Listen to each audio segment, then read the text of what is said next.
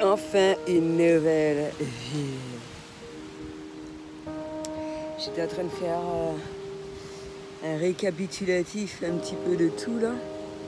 Les derniers jours où j'étais en vacances. Mais comme j'ai déjà dit, des fois, c'est au moment où je procrastine le mieux. J'aime pas ce mot-là. C'est à ce moment-là que je fais le plus de choses, mine de rien.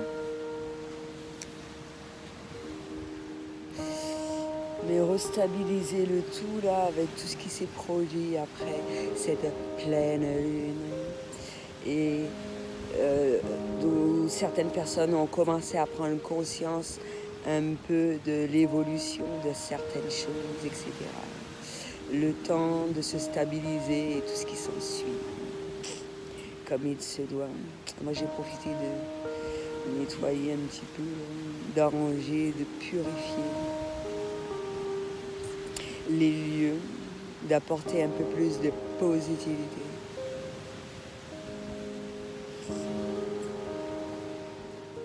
Afin de me sentir au mieux. Et justement, j'étais en train de penser à un truc quand je suis arrivée ici, où c'était super important pour moi de...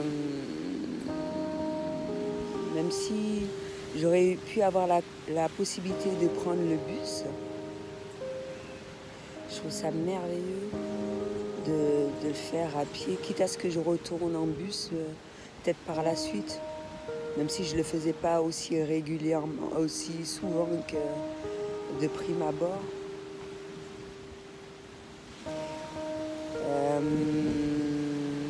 Que ça s'est fait progressivement et puis mine de rien, la marche, je n'en refuse jamais. Et il y a un truc à laquelle j'étais en train de me dire, c'est que il y a une période où j'étais près de Fort-de-France. Je n'éprouvais aucune difficulté à arriver sur les plages de Sainte-Luce. Aucune. Merveilleux. Encore plus par rapport au fait que j'écoute pas les médias et tout. Je regarde pas la météo. Et ben, j'avais comme objectif d'aller à la mer afin de me purifier, de purifier mon aura et tout ce qui s'ensuit. Et c'est à ce moment-là qu'ont émergé mes fameuses cartes oracle chaman. En même temps, j'ai lu le livre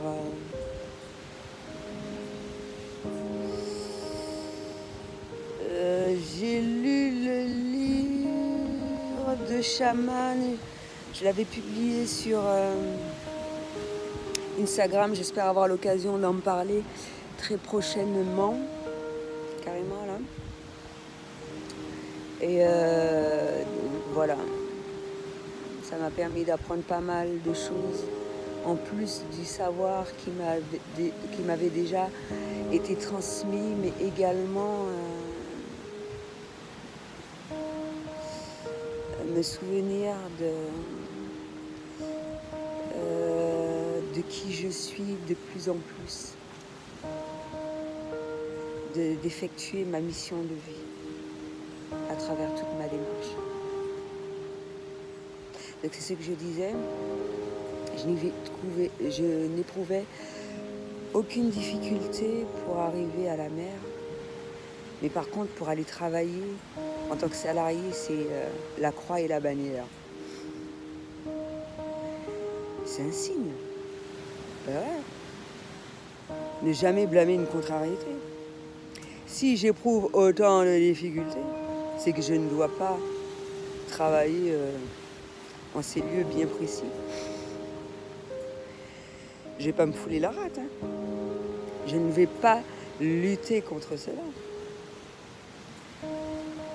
Quand on est une personne sensible et on est à l'écoute de tout ce qui nous entoure, c'est super important.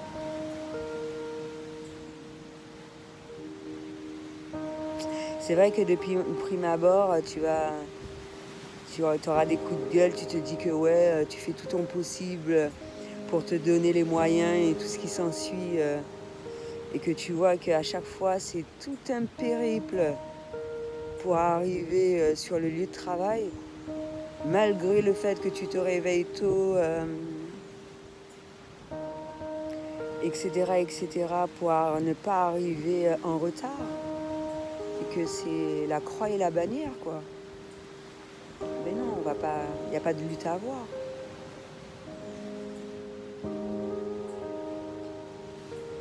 Donc c'est à partir de cela, en tout cas, surtout par rapport au lieu où je suis, c'est pour ça que quand j'essaie de trouver un certain nombre de choses du travail, c'est plus non loin de là où je suis. Comme ça, j'ai pas de taxi à prendre, ni de bus, rien. Je m'organise et voilà. C'est plus facile, c'est easy. Et tout va bien pour le meilleur du monde. Tout en prenant conscience du lieu, du temps,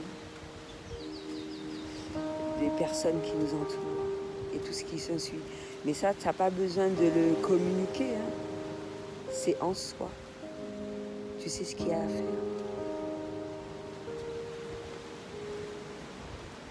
Mais là, et comme je l'ai déjà dit, il me semble, c'est que c'est des choses que l'on faisait déjà. Et pour certaines personnes, c'est effrayant parce que c'est juste mise en conscience, c'est tout. Des fois, on se dit, ben, c'est comme la vidéo intuition, c'est quand tu sais, quand tu ne sais pas.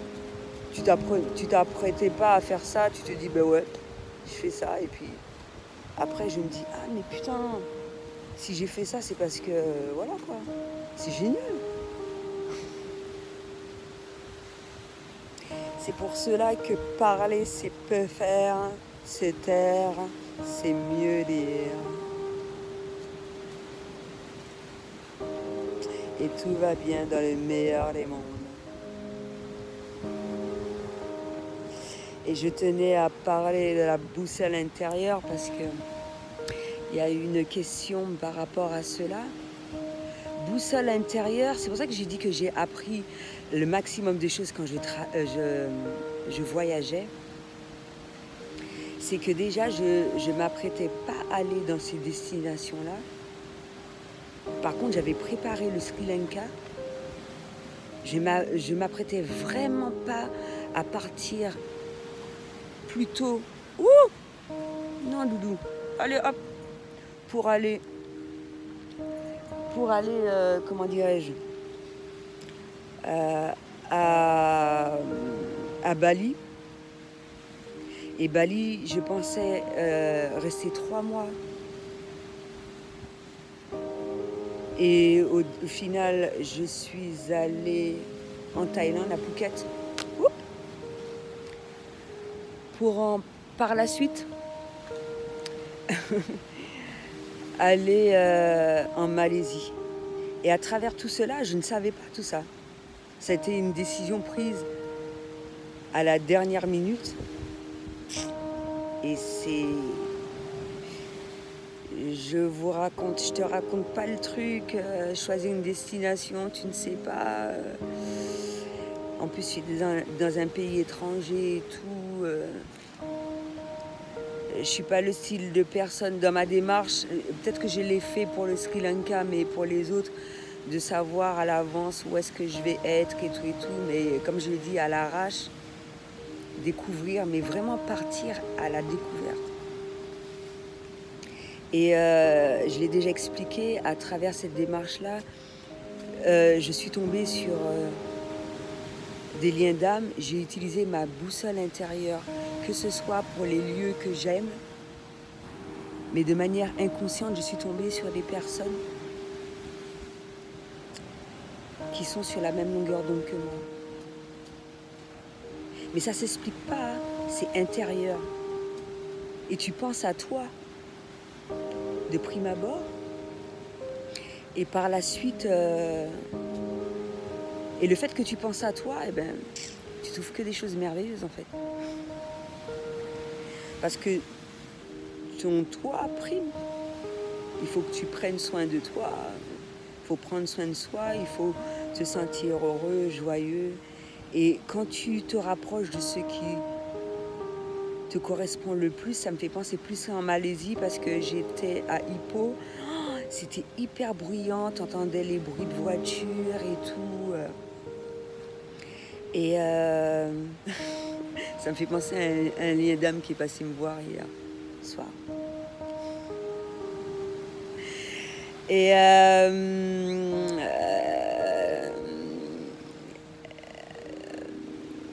donc j'étais à Ipoh, je suis allée dans une sorte de bar, machin, resto.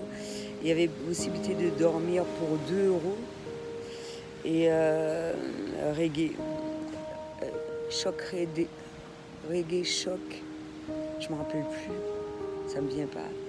C'était super sympa. Comme on voit, certaines personnes ils peuvent dire que c'est dégoûtant et tout ce qui s'ensuit, mais moi je m'en fous. C'est simple, c'est cool.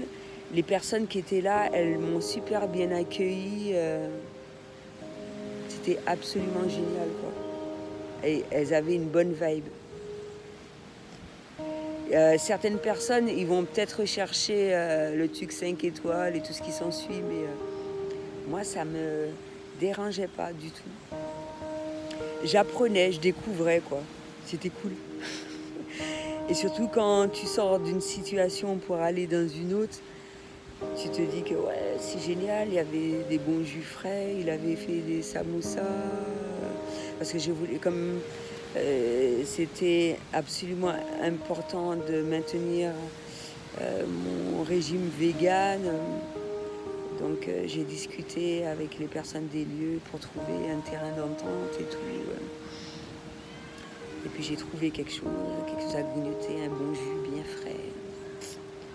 Mais je me suis dit, non, les bruits de voiture là, ça ne m'intéresse pas. Donc j'ai discuté avec lui. J'ai même acheté un bracelet qu'il faisait. Parce que pour moi, il le méritait et les bracelets, ils étaient vraiment beaux, quoi. J'explique un petit peu comment je procède parce que il y a des gens qui ont un petit peu du mal à comprendre et c'est vrai que j'ai un peu de mal à m'exprimer un petit peu. Et il y avait plus d'hommes, hein. À un certain moment, il y avait une jeune femme métropolitaine qui était venue. J'ai ressenti la raison pour laquelle, mais elle n'est pas restée. Je ne vais pas rentrer dans les détails. Et donc j'ai discuté avec la personne des lieux et je lui ai exprimé ce que je souhaitais rechercher. Il m'a, même si on m'avait donné des conseils à Bali, mine de rien, on m'a donné des conseils. Et donc il m'a permis de me diriger vers Pancor Island et c'était génial. Ça a été difficile pour moi, il y a des moments où j'ai marché, même si on t'indique, etc. Avec les bus c'est plus facile, les trains à certains endroits c'est plus facile, mais marcher, découvrir, partir à la découverte, c'est comme ça que tu apprends, mine de rien. Parce que si tu suis le chemin qui est préconçu, c'est du n'importe quoi, tu te perds plus qu'autre chose. Voilà quoi. À un certain moment, tu en as marre aussi, tu te dis, ouais, bon, je vais faire, ça va me permettre d'améliorer mon anglais, de discuter avec les gens, de leur poser des questions et tout, voilà. C'est génial. Même si ça prend du temps, on s'en fout. J'ai même rencontré des Français sur mon chemin et tout. Arrivé près du bateau, j'attends un petit peu, Pancor Island. J'avais bien demandé un endroit où il y avait des tentes et tout. Quand je suis arrivée, j'ai demandé... Non, j'ai cherché à avoir une puce. Mais ça, c'est en sortant sortant aéroport, Ipoh. J'ai fait de façon à aller prendre une puce en arrivant. J'ai pris un petit café, tranquillou, etc. Et à force de rester là, en fait, il y a un monsieur qui est venu me voir et puis il m'a dit que ouais, qu'est-ce que je recherchais, je lui ai dit. Et puis il a appelé quelqu'un qu'il connaissait, Ismaël. Il est venu me chercher à moto. Même si tu as un gros sac à dos et tout, tu trouves un moyen. Là-bas, ils sont super habitués à ça. J'ai déjà vu des femmes, enfants, même bébés. Je trouve que c'est risqué quand même. Je me disais, oh, c'est grave. Les enfants en bas âge et tout, tu trouves un moyen. Et puis, il m'a emmené et puis je me suis dit, génial. C'est génial. Et c'est là, justement, où j'ai passé un petit peu de temps. On m'a super bien accueilli, tout ça. Je faisais quelquefois des vidéos, c'est là que je chargeais au temple. Et puis j'ai eu un signal des anges, un lien d'âme. Voilà, on a discuté et tout. C'est ça, vraiment partir à l'arrache. C'est pas se dire, ah oui, rendez-vous, tel endroit et tout. C'est pas la même chose.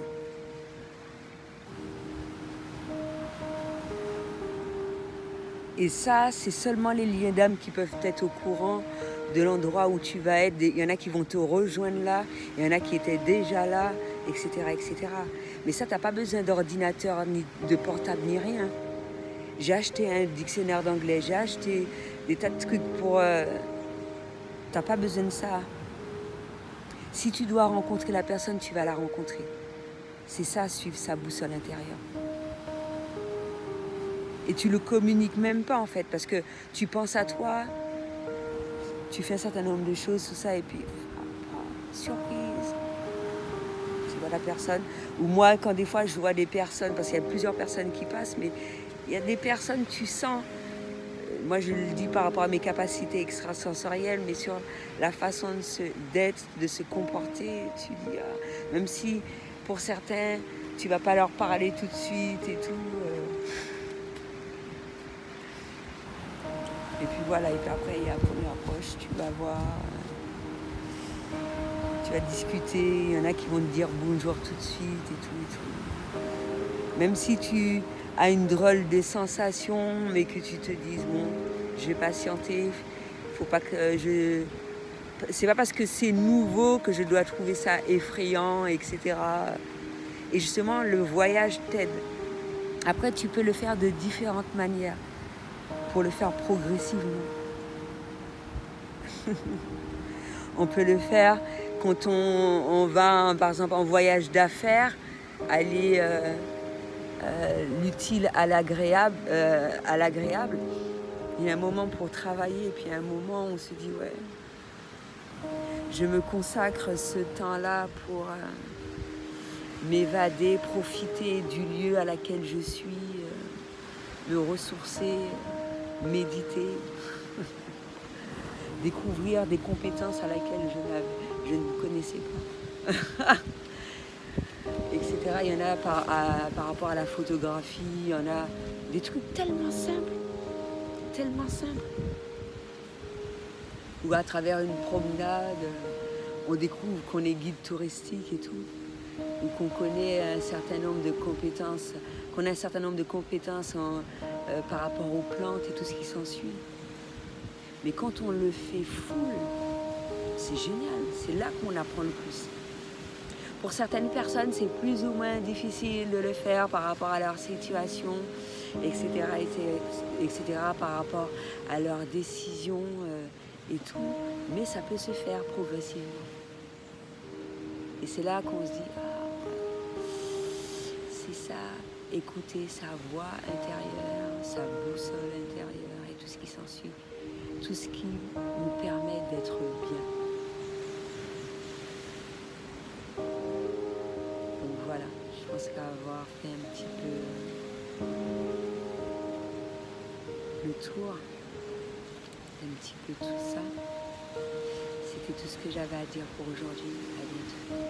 Juste une petite présentation du livre, hormis ce que j'ai déjà expliqué tout au long de ma vidéo, qui a permis de savoir comment je suis devenue chamane à travers ma transmission de savoir, à travers ce que j'ai rencontré les chamans que j'ai rencontrés approximativement. Sinon la vidéo aurait été trop longue. Et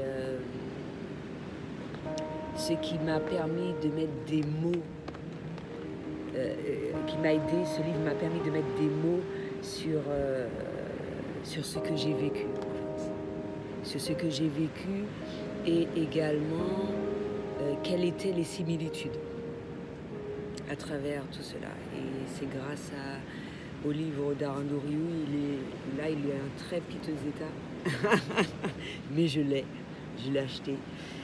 Alors, avec un propos clair et concis, Arnaud Rioux expose la manière dont le chamanisme s'est métamorphosé pour apparaître aujourd'hui comme un outil de développement personnel adapté à un monde en pleine mutation.